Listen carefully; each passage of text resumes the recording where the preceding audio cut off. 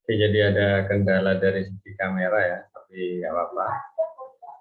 Nah ini juga saya lagi pindahan ya, pindahan rumah.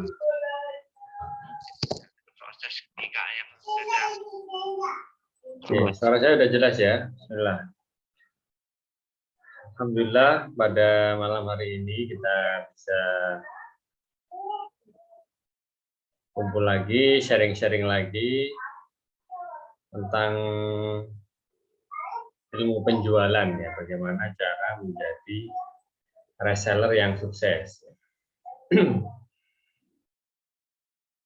Sebenarnya gampang sekali. Bagaimana cara agar jualan laris ya. Pertama, poin yang pertama itu adalah ya harus suka jualan, ya, suka berjualan. Laku nggak laku, ya. Ada yang beli ataupun yang tidak beli, intinya adalah berjualan. Karena dengan berjualan, kita itu memberikan awareness. Kalau dalam segi ilmu marketing yang ada di iklan atau televisi, itu biasanya memang orang itu tidak akan beli ketika pertama kali melihat produk yang kita tawarkan. Biasanya nggak beli saat pertama kali melihat produk yang kita tawarkan. Tapi dengan kita itu sering memposting dan mereka itu sering melihat gitu ya, sering melihat, maka lama-kelamaan mereka itu awareness ya. Awareness itu dalam artian niteni ya, cara bahasa Jawa itu niteni apa bahasa Indonesianya ya. Sadar ya, sadar. Mereka itu sadar kalau kita itu lagi jualan produk A misalkan, produk atau bajakah lah. Ya, mereka sadar kalau kita itu adalah penjual bajakah. Apakah dengan mereka sadar kalau kita adalah penjual bajakah akan beli? Ya belum tentu juga gitu. Bisa jadi mereka saat itu belum butuh. Tapi paling tidak di kepala mereka, di otak mereka, kita itu disadari sebagai penjual bajakah. Itu penting. Lalu kapan mereka akan beli? Ya. Mereka akan beli jika butuh. Ya. Bajakah apa ditawarkan? Bajakah menawarkan solusi untuk berbagai macam penyakit. Ketika orang itu sehat, ya mereka tidak butuh. Meskipun mereka sadar kalau kita menjual. Kemudian setelah mereka sadar, suatu saat 2 minggu yang akan datang, mereka tiba-tiba sakit. Gitu. Nah, sakit itu berarti dia tiba-tiba butuh ya, dikasih apa kira-kira ini ya. Nah, ketika itulah mereka melihat yang namanya postingan kita gitu. Akhirnya, oh ini saya mulai dulu penasaran ya, coba beli dulu aja, coba gitu ya. Baru beli gitu. Nah, yang jadi masalah kadang penjual pemula itu kan nggak telaten ya, tidak sabar. Ketika orang itu sudah awareness kepada kita, sudah sadar dengan apa yang kita jual, terus kita sebagai penjual ya setiap hari posting kok, aduh kayak nggak ada yang beli, udah deh, nggak posting lagi deh, gitu ya, udah deh nggak posting lagi deh. Gitu. Ketika kita sudah misalkan ya di minggu kedua sudah memutuskan untuk tidak posting lagi, ternyata teman kita di minggu ketiga lagi sakit gitu ya, butuh ya, dan dia tahu kalau kita kita ini penjual bajakan. Tapi ketika melihat kita loh kok sudah nggak jualan, gitu ya. Dan bisa jadi di minggu ketiga bukan 1 orang, bisa jadi 2 orang, 3 orang, bahkan 5 orang, di minggu keempat. Nah, cuman posisinya kita udah menyerah duluan.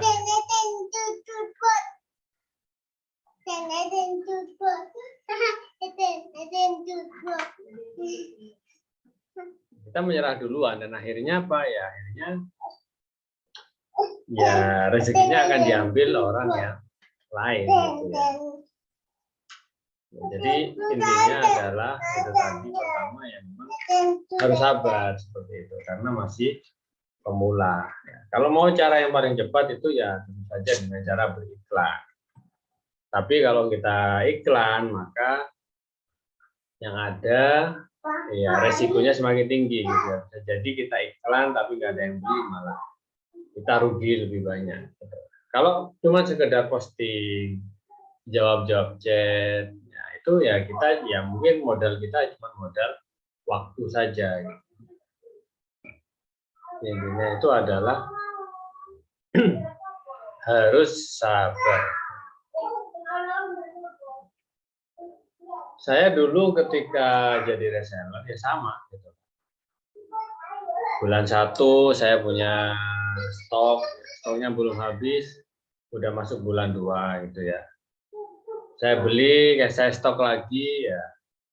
Bulan ketiga saya stok lagi, baru di bulan keempat sudah mulai laku gitu. Jadi bulan keempat itu sudah mulai laku. Bulan kelima, bulan keenam, akhirnya bulan ketujuh itu ya habis stoknya total. Coba bayangkan misalkan seperti itu kita di bulan kedua ya itu sudah nyerah ya. Akhirnya nggak ada hasilnya gitu. Ketika kita mencoba misalkan, aduh kayaknya jual ini nggak laku, menjual produk lain, juga tidak akan ada jaminan. Yang ada nanti audiens teman-teman itu bingung. Audien bingung itu maksudnya gimana? Audien bingung itu ya sekarang kita jual ini, besok jual produk lain, besok lagi jual produk lain lagi. Ya mereka bingung. Mereka lebih membeli produk pada seseorang yang konsisten.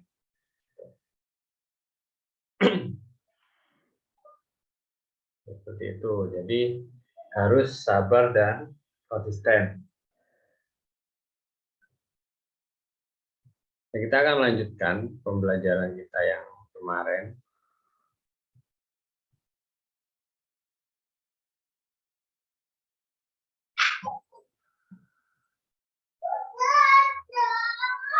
Nah, kita sudah belajar tentang Pareto Principle. Apa Pareto itu adalah melakukan 20% usaha yang bisa menghasilkan 80% hasil. Nah, ini teman-teman ya, coba misalkan 1 bulan 2 bulan ya, pasti ada yang laku lah kalau memang konsisten ya, apalagi produk Bajaka itu kan murah ya di bawah 100.000, pasti laku lah, beberapa pasti laku. Coba yang laku-laku itu dianalisa. Oh ternyata yang paling laris itu bukan jualan lewat WhatsApp. Kalau saya itu jualan itu ke tetangga misalkan ini, karena orang beda-beda ya. Jual ke tetangga laku, sedangkan jualan online nggak pernah laku. Ya udah berarti kita punya bakat, punya bagian rezeki jualan secara offline. Sehingga apa? Ya kita lebih baik ya fokus untuk meluaskan pasar kita atau meluaskan calon pembeli kita itu ya secara offline. Karena ada juga orang yang jualan offline nggak bisa, tapi ternyata jualan online laku. Nah, ternyata yang paling banyak lakunya itu di Facebook. Nah, berarti ya rezeki dia ada di Facebook, maka fokuslah untuk berjualan di Facebook. Luangkan waktu sampai 30 menit untuk berjualan di Facebook. Ada lagi yang lakunya itu karena jualan di WhatsApp. Misalkan sehari membagi waktu sampai 1 jam gitu ya, sehari 1 jam, 15 menit belajar, 15 menit Instagram, 15 menit Facebook, 15 menit WhatsApp. Ternyata dalam 1 bulan itu laku 5 dari WhatsApp, misalkan. Sedangkan di Facebook, Instagram itu enggak laku. Ya udah, berarti memang kita punya skill dan rezeki di sana. Ya udah, berarti kita nanti dalam waktu 45 menit sisanya kita fokus saja di WhatsApp, karena itu yang paling menghasilkan bagi kita. Bagaimana cara kita bisa meriset, ya, meriset kita itu cocoknya di mana, jualan lewat apa. Selama ini bisa menjual banyak produk itu lewat apa. Saya punya teman gitu ya, jadi dia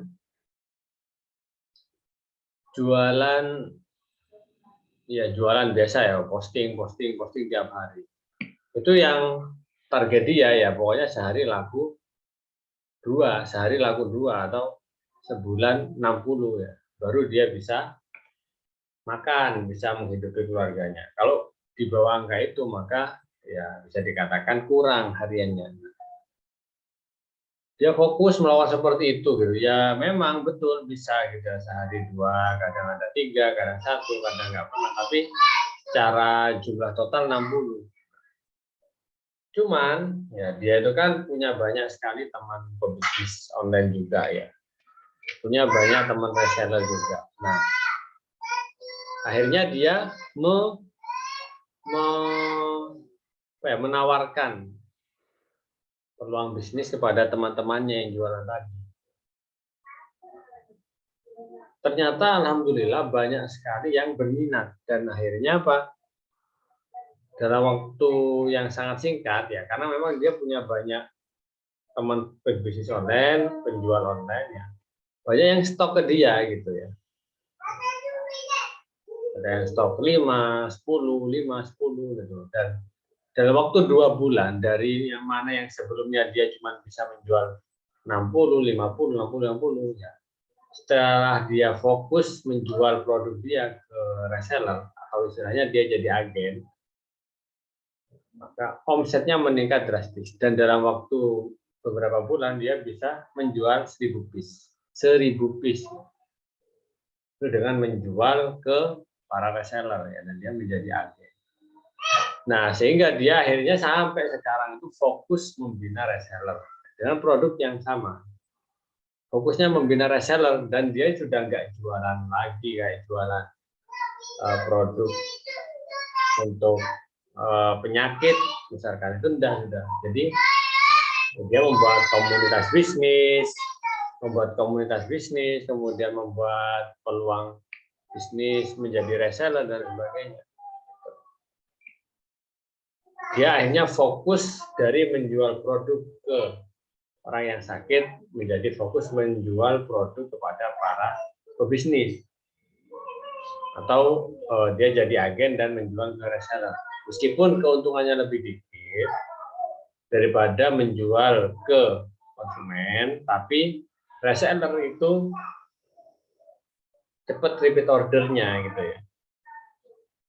Reseller itu sekali order 5, 10, 5, 10 ya. Sedangkan kalau orang sakit kan ya paling-paling dia order 1 sekali. Kalau nggak habis ya nggak order lagi kan gitu. Baru ketika sudah habis baru dia akan order lagi seperti itu. Hanya teman saya fokus di membimbing reseller, membina reseller, dan sekarang sudah bisa beli rumah, bangun rumah, dan punya mobil, punya kendaraan. Jadi seperti itu ya. Dengan kita merubah fokus dan kita menganalisa apa yang paling cocok cara jualan kita ya, nanti kita akan lebih fokuskan ke sana. Dari kemarin kita masuk ke menghilangkan pemborosan waktu.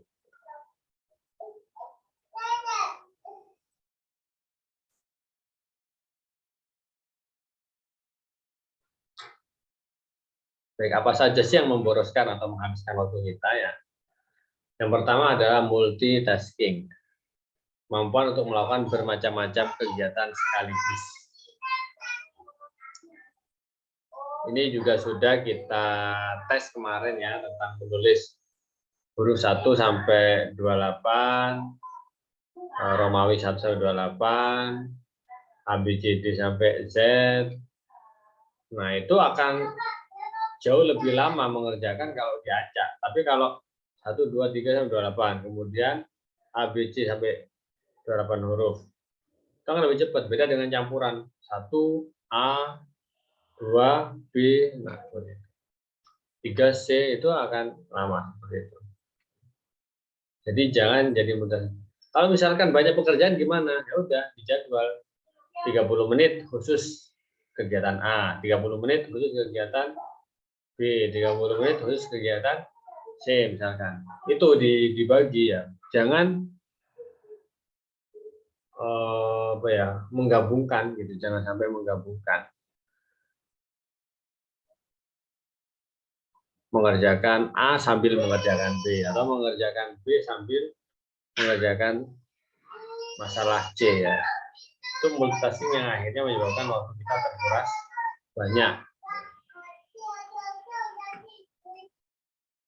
Kemudian yang kedua adalah penundaan.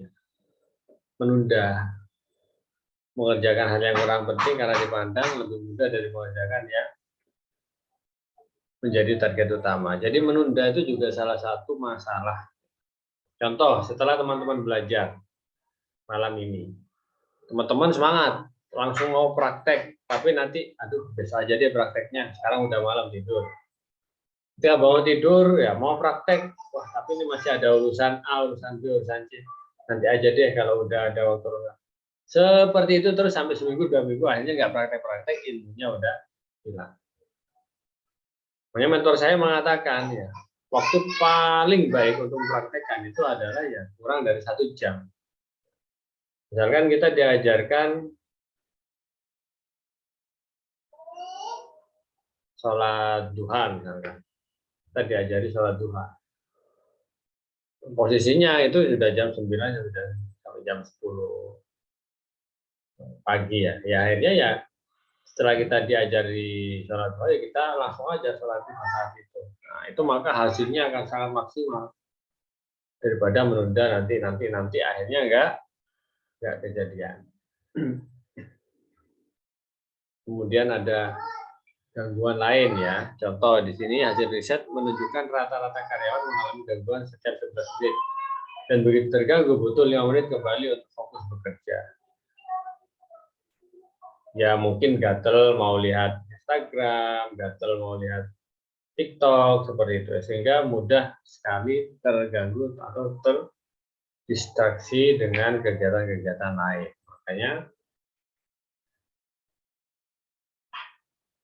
Makanya ini ya harus menghindarkan dari kita dari gangguan.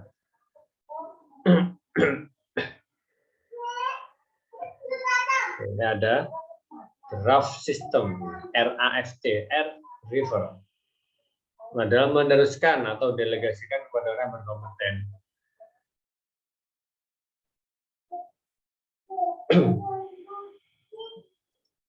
A, action ya, ambil tindakan yang diperlukan bila harus Anda kerjakan. F, fail, simpanlah bila Anda akan membutuhkan kelak. Dan T, trust bangunlah bila Anda tidak memerlukan. Intinya adalah yang pertama kita mendelegasikan sesuatu pada yang lebih ahlinya. Yang kedua adalah mengambil tindakan seperlunya jika memang harus dikerjakan. Yang ketiga adalah menyimpan informasi penting, dan yang keempat adalah membuang yang tidak penting. Ini udah kita masuk ke ranah sebagai calon agen ya. Banyak owner atau manajer yang merasa lebih nyaman melakukan yang satu sendiri, padahal ada bagian-bagian pekerjaan. Nih, jadi ada orang yang mencari mencari konsumen. Ya. Kemudian setelah konsumen itu datang, dia mau misalkan ini potong rambut, dia potong rambut. Ya. Setelah potong rambut,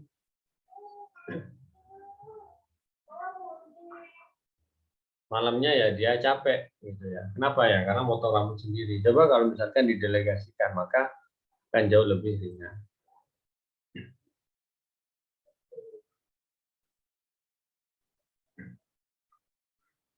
Kemudian lagi salah satu pencuri waktu yang paling efektif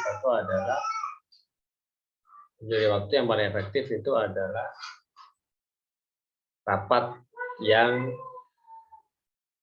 apa? Yang tidak ada tujuannya. Itu juga membuang banyak waktu, rapat tanpa tujuan ya. Kemudian setiap orang punya pendapat masing-masing gitu ya, dan saling membantah satu sama lain. Itu kalau nggak dibiarkan ya akan terus dan membuang waktu kita. Jadi kalau salah satu cara bagaimana agar rapat itu efektif ya, ini tetapkan tujuan, batasi peserta, waktu yang paling cocok, agenda, itu adalah rapat yang efektif. Kemudian ada tamu tidak diundang. Ini juga sama gitu ya. Misalkan kita sudah menjadwalkan full, mulai jam 7 sampai jam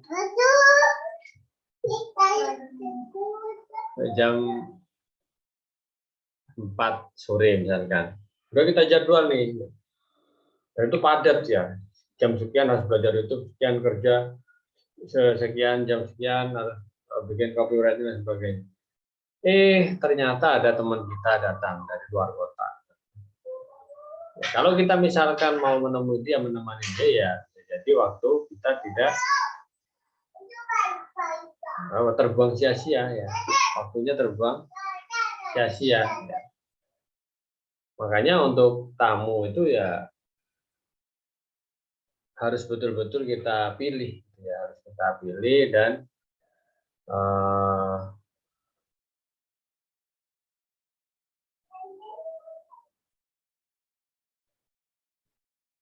yang baik-baik saja gitu.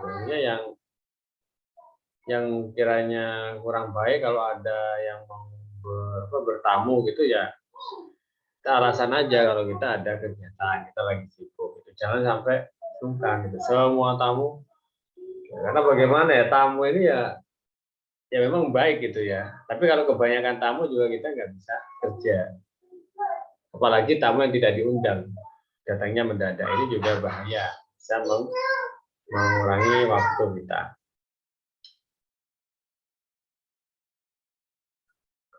Cara menginstal kebiasaan.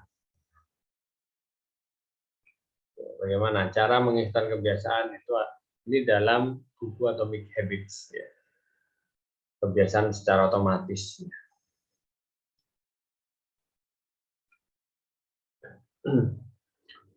Dalam buku ini dijelaskan bahwasanya kita itu tidak perlu muluk-muluk ya.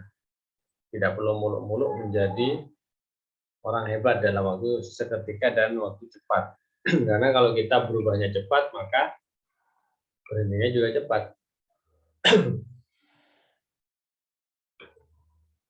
Contoh olahraga pagi ya. Kalau kita olahraga pagi gitu ya. Sebelumnya nggak pernah olahraga, terus kita olahraga pagi. Ya udah nggak usah lama-lama, 5 menit, 10 menit udah selesai.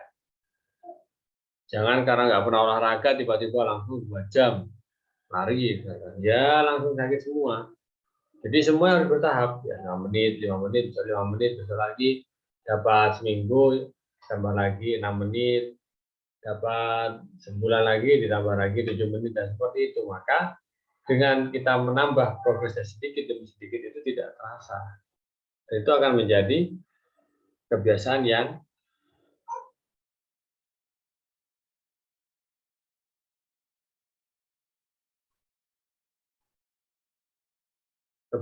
apa ya? Kebiasaan yang awet gitu ya. Kalau kita merubahnya secara perlahan itu, maka kebiasaan itu akan awet daripada kita langsung ekstrim gitu ya, ekstrim. Ya, bisa jadi kita akan sangat produktif, tapi hanya di hari 1, 2, dan 3 aja. Setelah itu bisa capek gitu ya.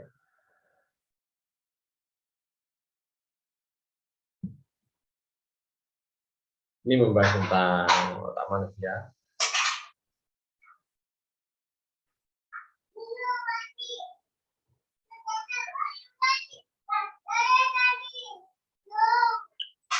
Nah, kita juga harus belajar dari anak kecil. Ya. Dikatakan anak kecil itu fitrah. Fitrah itu maksudnya sangat suci. Apa sih sifat anak kecil? Satu, dia pembelajar. Nah, apapun dia pelajari. Kalau udah bisa ngomong, apapun ditanyakan. Kalau belum bisa, masih bisa berangkat. Ada apapun di depannya pasti dimakan. Karena dia penasaran. Kemudian mandiri, pembelajar, mandiri, jujur, kreatif, dan taat. Itu adalah fitrah-fitrah dari manusia. Pembelajar ini adalah sesuatu yang sangat penting. Jangan sampai kita berhenti belajar, apalagi kalau mentang-mentang yang beli sudah banyak, ya tiba-tiba kita berhenti dari belajar. Ya. Yang ada malah kita nanti akan ketinggalan. Ya. Saya dulu masih ingat ya, dulu itu jualan lewat Instagram, loh, itu banyak sekali yang beli. Mas sekarang udah sepi Instagram. Ya. Banyak yang beralih ke TikTok. Ya, mau nggak mau, pokoknya sekarang pasarnya balik ke TikTok. Kalau kita bukan pembelajar ya kita akan malas belajar. Sehingga apa yang terjadi ya kalau kita bertahan dengan ilmu kita yang lama gitu ya, dengan cara yang lama ya, akhirnya akan performanya akan turun ya lama-lama bahkan hilang. Gitu. Makanya penting pembelajar itu apa sih ya ya belajar. Ya, aja. Kalau ada hal baru ya dia kepo, dia akhirnya mau belajar kalau memang dikira hal itu penting ya dia akan pelajari.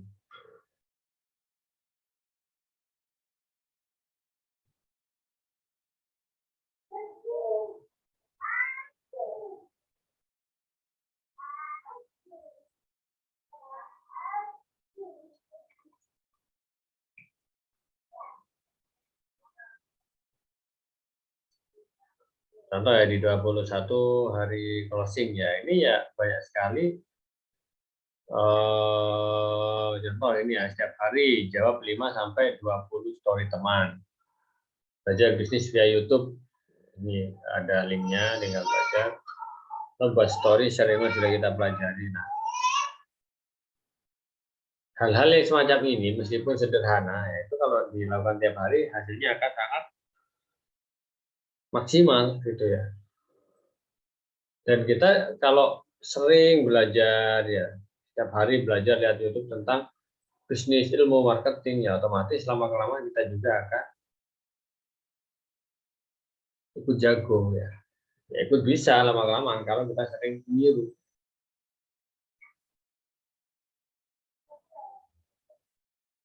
Ini udah disediakan semua, bikin teh, kemudian mendapatkan 100 pelanggan pertama via WhatsApp. Di sini udah lengkap ya, jadi ya meskipun sederhana seperti ini ya teman-teman bisa belajar. Ya.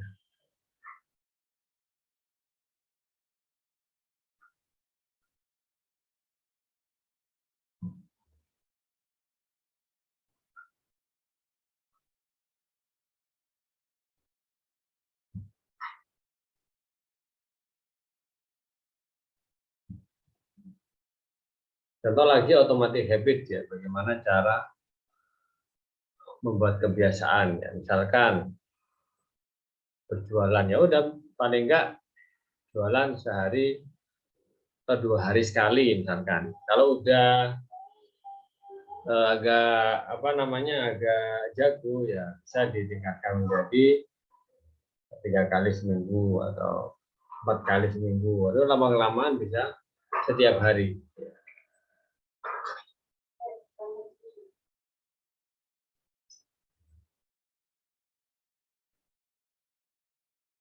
Adalah jiwa pembelajar ya kalau teman-teman memang mau sukses di bidang apapun itu ya teman-teman harus punya yang namanya mental atau sikap pembelajar. Jadi tidak kontra dengan hal-hal baru yang datang, tetapi mengikuti zaman.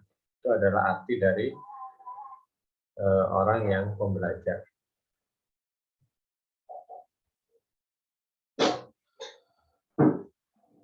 agar terhindar dari stres.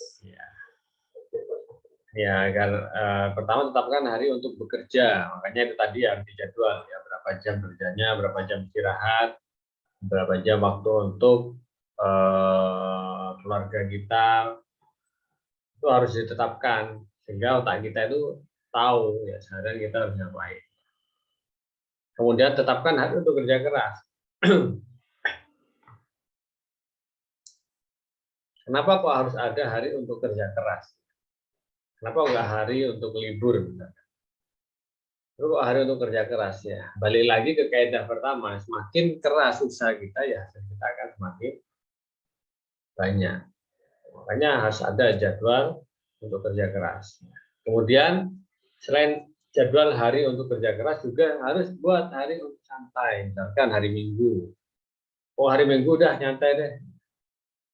Selain itu kerja sebanting tulang untuk santai. Juga tetapkan hari untuk berlibur ya. Tetap ya, healing ya istilahnya.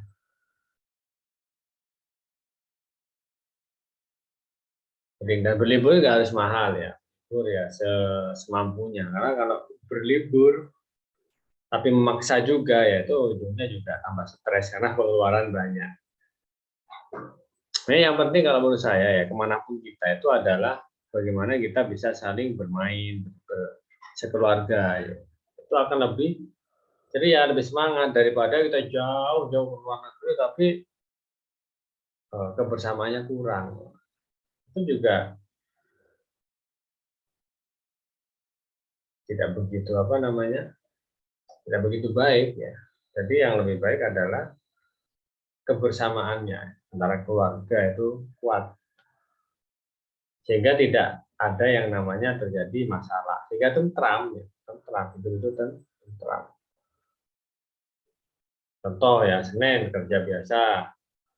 Nah kalau kerja ini kalau misalkan teman-teman jualan online ya Senin ya jualan biasa gitu ya, Selasa jualan biasa, ya, udah tinggal ikuti ini aja. Ikuti ini yang biasa-biasa, yang di 20 hari closing ya.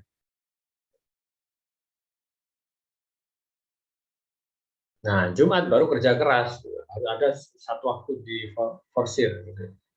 Satu kerja santai, kenapa? Karena besok hari libur Ahad. Ini salah satu contoh juga.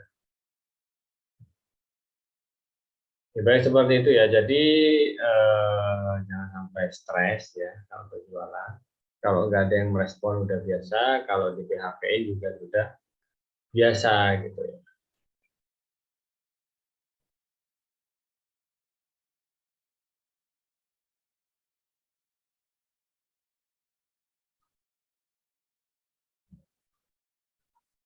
Oke, baik teman-teman, apakah ada yang mau ditanyakan?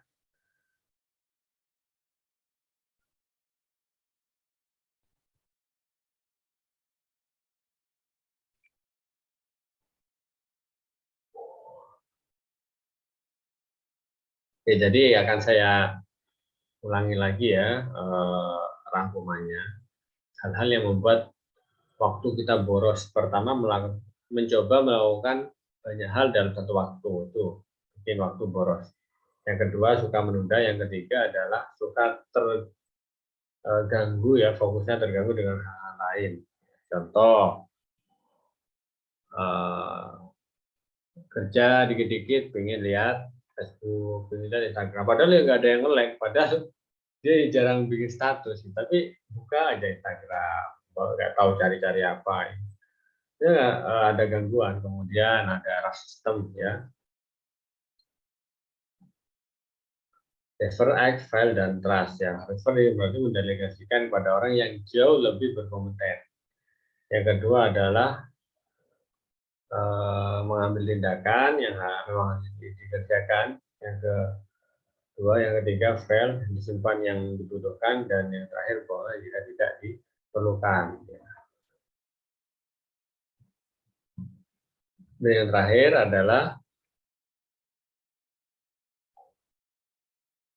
tamu yang diundang itu juga akan mengacaukan jadwal kita. Kalaupun bertamu ya paling enggak bilang dulu lah gitu ya.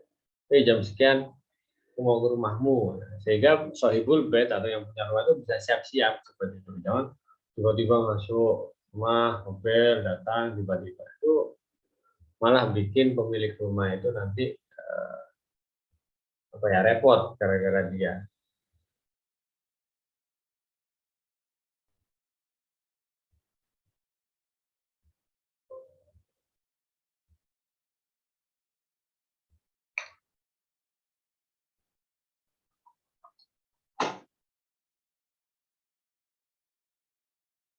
Kemudian bagaimana cara bikin apa namanya, kebiasaan baru ya, karena ketika kebiasaan kita sesuai dengan kebiasaan orang sukses, maka 95% kita akan berpotensi sukses.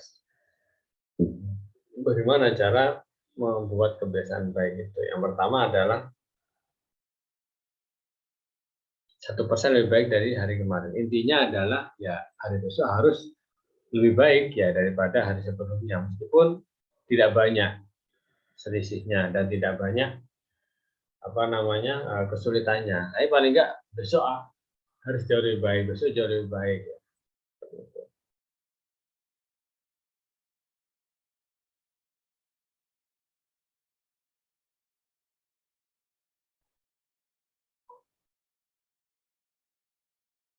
Kemudian ya kita juga harus belajar dari bayi ya.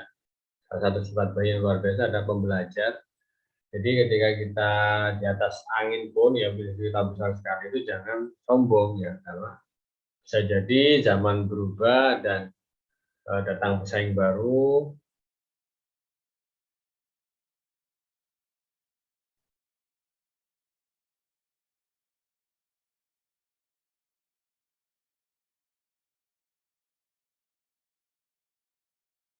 sehingga akhirnya apa? Akhirnya kita ketinggalan gitu ya. Seperti jualan juga sama gitu ya. Nggak bisa kita melakukan teknik jualan yang sama terus-menerus, pasti harus berubah gitu, mengikuti trennya. Itulah arti dari sifat dasar manusia, yaitu pembelajar. Kemudian gimana biar nggak stres ya, ya ditetapkan kapan kita bekerja, kapan jualan, ya kapan jualannya lebih apa, lebih banyak lagi ya, harus ditetapkan ya. Atau kapan harinya kerja nyantai, kapan hari libur, itu juga harus betul-betul dijadwalkan seperti itu.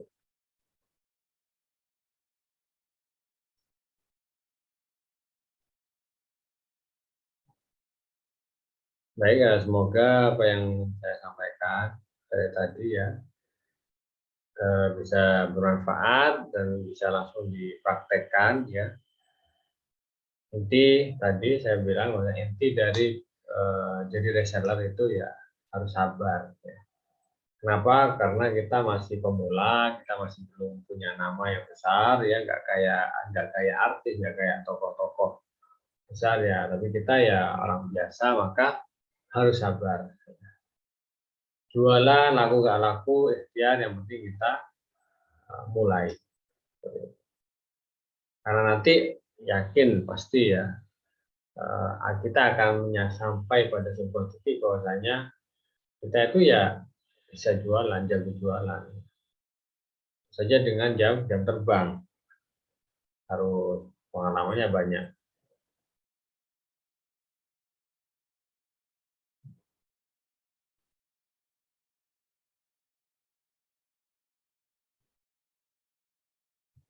Baik, sekian, terima kasih teman-teman yang sudah hadir.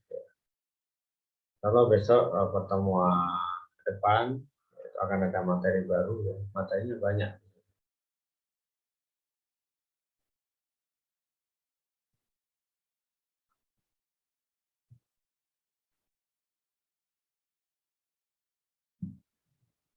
Ini ada 1, 2, 3, 4, 5, 6, ada 6 materi ya nanti yang akan saya sampaikan dalam beberapa waktu ke depan. Sekian teman-teman, terima kasih teman-teman. Jika ada pertanyaan mendadak, jangan lupa untuk japri saya saja, bisa kapanpun.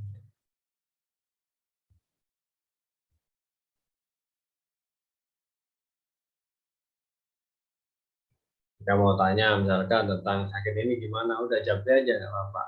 Saya terbuka ya, nomor saya ada di grup juga.